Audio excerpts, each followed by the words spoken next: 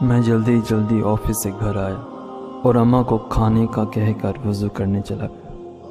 مغرب کا وقت ختم ہونے والا تھا۔ جیسے تیسے وضو کیا اور نیت باندھ لی۔ دوران نماز بار بار اپنے گیلے چہرے کو اپنی کھلی آستینوں سے صاف کرتا رہتا۔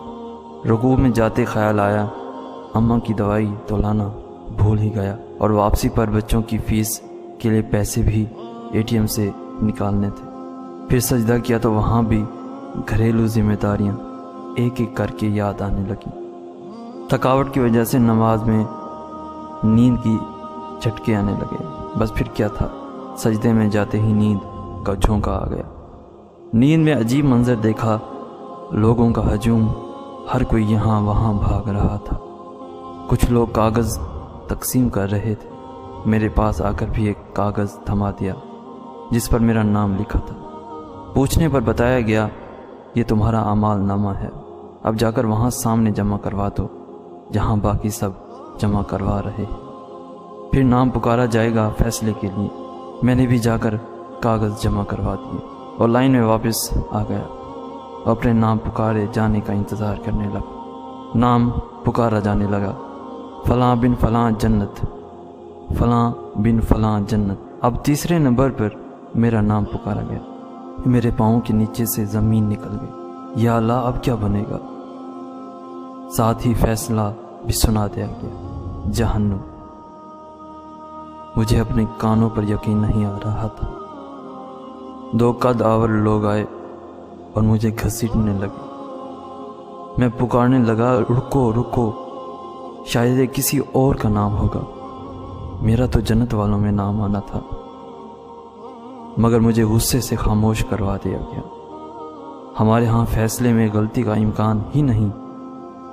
مجھے جہنم کی طرف گھسیٹا جا رہا تھا اور میں مدد کی بھیک مانگتا جاتا۔ نہ میں جھوٹ بولتا تھا، نہ دھوکہ فریب دیتا، نہ شراب اور زنا جیسے کام میں ملوث تھا۔ پھر جہنم کیوں؟ مگر کوئی سننے کو تیار نہیں تھا۔ جہنم کی گرمی مجھے محسوس ہونے لگی۔ اندھیرے گھڑے میں مجھے پھینکنے کو تیار کھڑے تھے۔ مجھے اچانک اپنی نماز کا خیال آیا۔ نماز کہاں ہو تم؟ نماز بھی خاموش، نماز بھی خاموش۔ جہنم کی آگ کے شعلے مجھ سے لپٹنے کو بے چین ہو رہے تھے اور مجھے جہنم میں دھکا دے دیا گیا۔ مجھے جیسے ہی دھکا دیا، ایک سفید بزرگ نے فوراً میرا ہاتھ تھام لیا اور مجھے جہنم سے باہر کھینچتے ہوئے باہر نکالا۔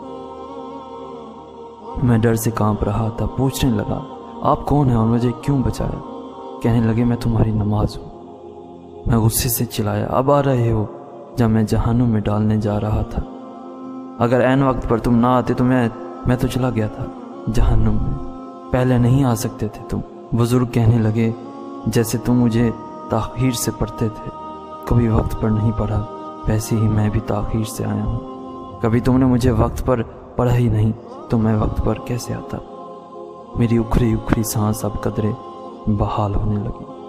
میری ماں نے آ کر مجھے سجدے میں ہلایا تو میری آنکھ کھلی۔ بیٹا خیر ہے؟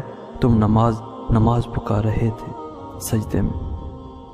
میں حیرت سے خود کو ٹٹولنے لگا کہ میں زندہ ہوں، پسینے سے شرابور۔ ماں کے ہاتھوں کو چومنے لگا، اللہ کا شکر ادا کرنے لگا جیسے دوبارہ نئی زندگی ملی ہو مجھے۔ اور میں نے پختہ ارادہ کیا کہ آئندہ نماز میں کبھی سستی نہیں کروں گا۔